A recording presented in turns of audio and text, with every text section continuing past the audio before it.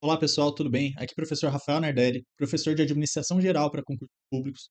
E no vídeo de hoje a gente vai resolver a prova do CNU 2024 do bloco 5 do eixo 1, nas questões de Administração Geral.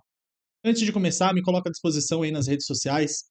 Se você tiver alguma dúvida, tiver com alguma necessidade, algum auxílio, enfim, me coloca à disposição aí, trocar uma ideia, tamo junto. Começando então agora, bloco 5, a prova da tarde, né? Conhecimentos específicos, eixo 1, questão 1. A tabela a seguir apresenta uma matriz de probabilidade e impacto gerada como resultado do processo de gestão de riscos de um projeto. Considerando-se informações da tabela, o evento de maior prioridade relativa de riscos individuais é qual? Lembra, riscos eu tenho sempre uma probabilidade, um impacto, né, é um evento externo, que pode ser para bem ou para mal, uma oportunidade ou uma ameaça. E aí, como é que eu vou trabalhar essa matriz de riscos, de probabilidade, esse mapa de calor? Eu vou ter que multiplicar probabilidade e o impacto. Aqui poderia ser percentual, mas aqui ele colocou de forma decimal. Vou calcular todos os índices e vou priorizar do maior para o menor, de forma decrescente. Então, quem deu o maior número aqui foi o 13, ó, 0,14. Depois, 0,09. Depois, 0,08. Depois, 0,035. E por último, né, o evento 5, então é só 1% aqui de chance. Fechou? Então, alternativa C, o evento 3. Ah, Rafael, mas uma é ameaça, outra é oportunidade. Não importa. Ele está vendo aqui de forma individual, ó. Eu vou priorizar. E depois, antes disso, aliás, né, é importante eu analisar o contexto para entender qual o meu apetite para o risco, meu nível de tolerância, de aceitabilidade ao risco, ao incerto, né, as regras do jogo, meu planejamento estratégico, tudo isso tem que estar alinhadinho. Fechou? Beleza. Questão 2, ainda de gestão de projetos. Considere o diagrama de rede do cronograma de um projeto apresentado a seguir, que contém 5 atividades: A, B, C, D e E, e o início ao fim do projeto. Lembra, o projeto nasce, cresce, desenvolve e morre. O tempo indicado nas setas está especificado em semanas. Ok, ó. Do início, para fazer a atividade A demora 6 semanas, depois para a atividade C mais 6 semanas, e assim por conseguinte. E a ideia da predecessora e sucessora, né? A atividade, por exemplo, D e E estão em paralelo, ó, elas podem ser feitas ao mesmo tempo. Já a atividade A e C estão em série, em sequência, né, de forma preditiva. E aí ele fala: caso uma revisão do projeto atualize a duração do caminho C de 2 semanas para 6, a consequência dessa revisão será o quê? Vamos lá. Toda vez que você tiver um diagrama de rede, seja ele com atividade na seta ou atividade no nó, tanto faz, a gente tem que primeiro o quê? Olhar todos os caminhos possíveis e fazer o tempo de todos os caminhos possíveis. Nesse caso aqui, como ele pediu uma mudança de tempo, a gente vai ter que analisar como estava antes e depois.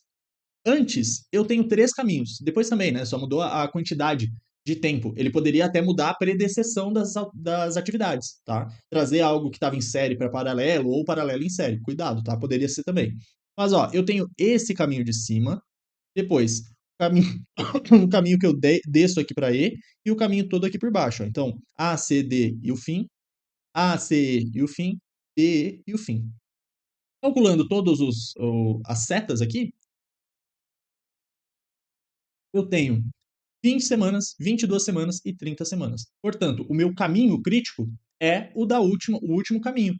Meu Critical Path Method, né, o CPM. O que quer dizer isso? O maior tempo aqui necessário para eu terminar toda essa sequência de atividades quer dizer que o meu projeto não pode ficar pronto antes de 30 semanas, dado o caminho crítico. Se eu atrasar alguma atividade aqui em cima, ó, desde que não esteja no caminho crítico, então, por exemplo, se eu atrasar a atividade A em até 9 semanas, está dentro do caminho crítico. 10 semanas, ainda está dentro do caminho crítico. Se eu atrasar 10 semanas, eu teria 2 caminhos críticos. Entende? 2 caminhos de 30 semanas.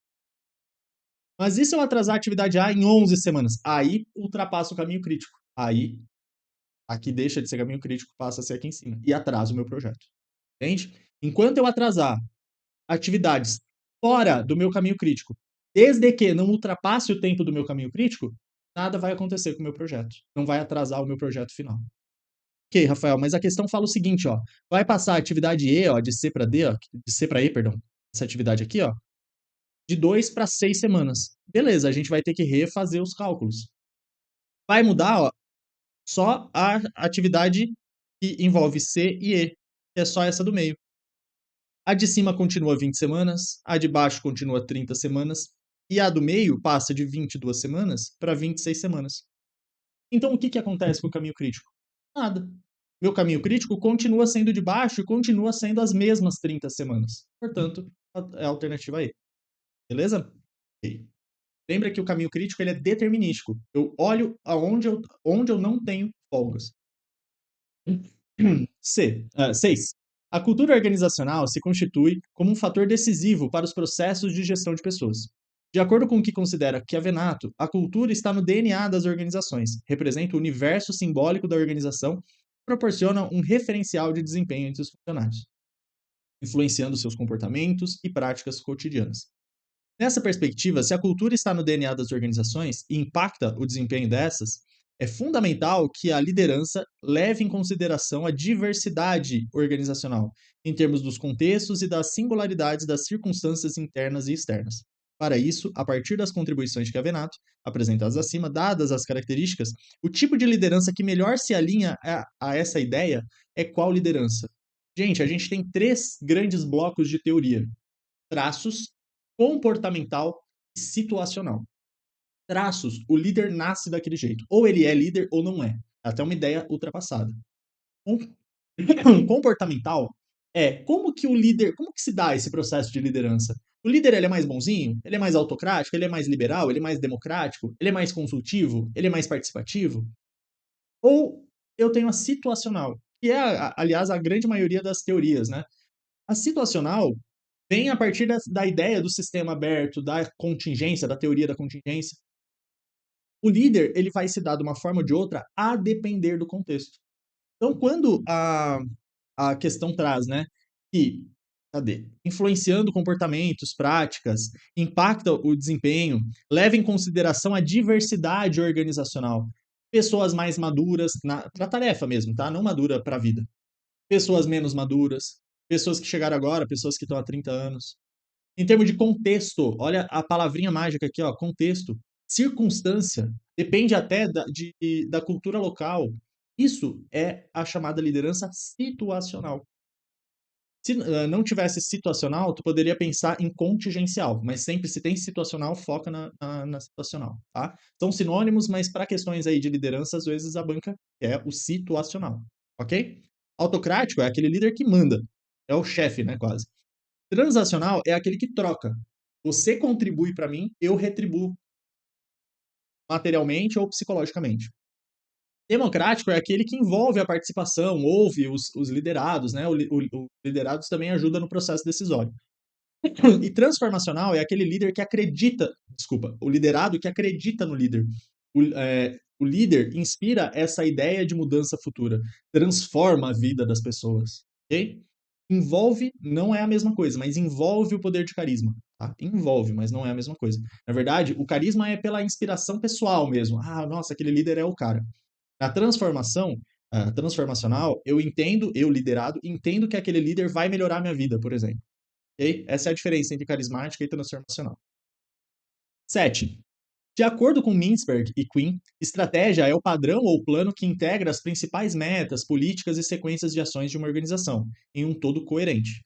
Uma estratégia bem formulada ajuda a ordenar e alocar os recursos de uma organização para uma postura singular e viável. Postura singular não é que só uma estratégia que dá certo, mas há um alinhamento estratégico, uma convergência de expectativas, de vontades rumo àquela estratégia e viável, com base em suas competências internas e relativas, mudanças no ambiente antecipadas e providências contingentes realizadas por oponentes inteligentes.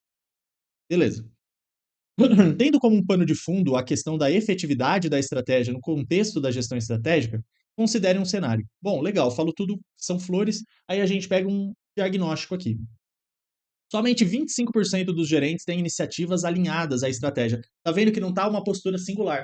75% dos gerentes estão fazendo besteira aqui. Somente 5% dos trabalhadores entendem a estratégia, ou seja, 95% não sabe para que a empresa foi criada, qual o seu propósito, qual a sua visão de futuro e quais são os valores. Isso é bem perigoso, né? 85% dos executivos gastam menos de 1 hora por mês discutindo estratégia. Galera, a regra de ouro da administração, a proporção de ouro, planeja 90% e executa 10%. Perca mais energia, recurso, de tempo, de dinheiro, de energia mental, ATP, planejando e 10% executando. E aí, cara, se tu gasta 1 hora por mês discutindo estratégia, você está negligenciando a estratégia. E 60% da organização não alinha o orçamento às estratégias. Cara, por exemplo, assim, um PPA, uma LDO, uma Lua, tá para cá, e você tá gastando dinheiro com outra coisa, sabe? Esse foi o diagnóstico. Beleza. Qual que é, então, nesse contexto, a razão principal disso daqui? Está sendo feito como deveria ser o planejamento estratégico. Só relembrando, né? O planejamento estratégico, planejar, é você pensar no futuro. Né? Eu adoro essa frase do Drucker aqui, ó. Apesar da questão ter trazido o Mintzberg, que é o outro grande, né? Porter, Mintzberg e o Peter Drucker, planejamento não diz respeito à decisão futura. Diz respeito à minha decisão presente, como é que vai impactar lá no futuro. Então, se você faz um planejamento bem feito, você eliminaria todos esses problemas aí anteriores. Tá? Então, a ausência de um planejamento estratégico. Não é, não é por falta de dinheiro, não é por excesso de burocracia de regras, não é por centralizar as ações. Até poderia ser, mas, poxa, o executivo aqui, ó, que é o cara que já está centralizado, ele está negligenciando. Não é só um erro de descentralização, sabe? Alinhamento entre propósito e meta. Nem está sendo feito o planejamento, nem sabe quais são as metas que você quer. Entende? Questão 8. O prefeito da cidade W estabeleceu regras para incentivar compras públicas sustentáveis, com o objetivo de relançar a economia local e deve justificá-las em audiência na Câmara de Vereadores. Nessa audiência, o prefeito deve argumentar que as compras sustentáveis irão. Galera, compra sustentável, sustentabilidade tem 3 aspectos. Você tem que lembrar disso: econômico, social e ambiental. Tem que dar lucro, tem que ser economicamente viável. Por quê? Se não for, aquela iniciativa vai fechar, aquela organização vai fechar, aquele negócio vai fechar, aquela política pública vai ser abolida. Então tem que ser viável economicamente. Ela tem que gerar valor para a sociedade. Por exemplo, numa empresa privada, se eu faço capacitação dos funcionários, se eu faço a capacitação dos filhos dos funcionários, se eu faço a capacitação da comunidade local onde a minha organização está inserida. Olha como é legal esse lado social. E lógico, o lado ambiental também, do ecossistema também, dos recursos naturais, né? Os 5 R's, né? Reutilizar, repensar, reciclar, renovar, enfim. Então, essa pegada da sustentabilidade sempre tem esses 3 vieses. Vamos para a questão então. E, gente, não preciso dizer que sustentabilidade é algo positivo. Se a sustentabilidade for algo negativo, vide, né? Ou seja negacionista, tanto faz. Nessa audiência, o prefeito deve argumentar então o quê? A. Reduzir a competitividade entre as empresas locais, aumentando a agilidade de compras. Gente, reduzir competitividade é ruim. Aumentar a competitividade local é bom. Então não pode ser teu gabarito. B. Possibilitar a compra local de produtos importados de melhor qualidade. Como é que eu vou pensar no lado social da minha população aqui no entorno? Lógico, o mundo é um só, importação também vale a pena, mas primeiro eu penso no micro, para depois no macro. Ok? Primeiro eu penso aqui próximo à organização, ao município, por exemplo. Estimular inovação, algo bom. Desenvolver fornecedores locais, algo bom. Vai girar a economia, vai melhorar a qualidade de vida da sociedade, ok? Então, a C parece boa. D. Estimular a diversificação econômica. Não faz sentido nenhum diversificação econômica. Desenvolvimento econômico, sim. Aí seria um gabarito. Mas diversificação econômica, não. E. Concentrar o mercado em poucos fornecedores confiáveis. Não, eu quero aumentar a competitividade. Ah, lembra que compras aqui públicas, eu não posso esquecer, inclusive, da 14133. Tá? Não sei se tinha na prova de vocês, mas compras públicas tem o princípio da legalidade, a lei 14133 trazendo ali os princípios da licitação, inclusive um deles é o desenvolvimento nacional sustentável. Então, nosso gabarito C, portanto. E 10. Um órgão estatal brasileiro de médio porte tinha entre os seus objetivos criar um trabalho significativo que fosse visto pelos servidores como importante, valioso e recompensador. Ao realizar uma pesquisa para analisar a satisfação dos seus servidores, esse órgão identificou uma insatisfação quanto ao grau em que a tarefa requer a execução de um trabalho completo e identificável. Traduzindo, o colaborador não via como é que aquela tarefa dele passava para a próxima, ele não tinha uma visão holística, global. A realização de uma tarefa do início ao fim, né? Essa ideia global. Os servidores estão insatisfeitos com o quê? Lembra dos atributos, das dimensões essenciais para a análise e descrição de cargo, job design. Variedade tem a ver com se eu faço muitas tarefas, uma amplitude maior, ou tarefas mais monótonas, repetitivas. Por exemplo, se eu faço uma tarefa de montagem, se eu ponho só uma pecinha ou se eu ponho várias peças. Isso tem a ver com a variedade. Porque se eu tenho uma variedade muito pequena, fica monótono, maçante, repetitivo e causa até lesão por esforço repetitivo. E lesões psicológicas também. Autonomia tem a ver com se eu faço várias coisas sem precisar de outras pessoas ou se eu preciso toda hora ficar pedindo para cima ou para os lados, né? Para o meu chefe ou para os meus colegas ali, essa interdependência. Grau de poder, nossa, 10 anos e agora que eu vi que está escrito errado aqui, vou arrumar. Significado das tarefas. A significância das tarefas, das atividades, do cargo, tem a ver como eu gero valor para a sociedade, valor para o cliente, dá um senso de propósito, porque, poxa, eu impacto vidas, eu impacto o cliente. Então, ouvir histórias do usuário, por exemplo, né, falando como é bom aquele produto ou serviço que eu presto ou que eu faço. Identidade com a tarefa tem justamente a ver com a questão. É a ideia de início e fim, de completude daquela tarefa. Eu entender o que eu tenho que fazer, tá? E também causa senso de pertencimento. E as duas são perigosamente é, confundíveis, tá? Cuidado com isso. E feedback tem a ver com o feedback, o retorno do meu chefe, dos meus colegas, dessa avaliação de desempenho, por exemplo. Ok? Voltando para a questão, então, se você não consegue, né, o servidor não consegue identificar o início ao fim da tarefa, isso é identificação com a tarefa, identidade nesse caso. Autonomia, variabilidade, significado e feedback também são dimensões importantes, mas não é o caso dessa questão aqui. Ela trouxe identidade. Pessoal, de novo me coloco à disposição. Se você não gostou, gostou desse vídeo, deixa o like aí, se inscreve para, né, direto eu estou tentando gravar aqui novos conteúdos. Em breve vai ter aula teórica também, aulas avançadas de questões. A gente está num projeto Sebrasp agora bem bacana. Estou contigo aí para o que precisar, tá bom? Por hoje era isso. Grande abraço, até a próxima. Tchau.